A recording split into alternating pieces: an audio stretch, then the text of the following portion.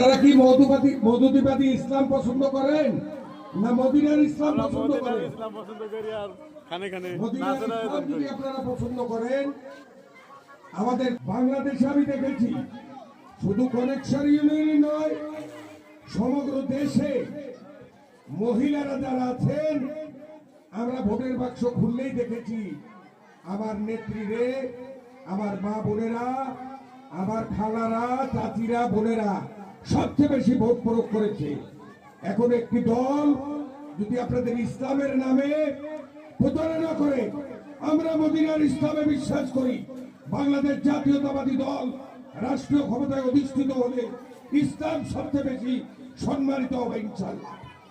কি সে কথায় আছে? তারা মদিনার ইসলামে বিশ্বাস করে, যদি মদিনার ইসলাম বিশ্বাস না করেন মুসলমান থাকবেন না। আমি বললাম, একজন আলেমেরা জিজ্ঞেস করেন, যারা 5 ওয়াক্ত নামাজ পড়ে, যারা মক্কায় গেছে, তারা এই কথা স্মরণ করে রাখেন। আমি অপুর কথা বলি, আমাদের নেতা, আমাদের দলের প্রার্থী মিয়া নুরুদ্দিন আহমেদ অপু, তিনি তারেক রহমানের বিশেষ সহকারী ছিলেন। তখন তো অল্প সময়ের জন্য রাষ্ট্রীয় ক্ষমতায় ছিল।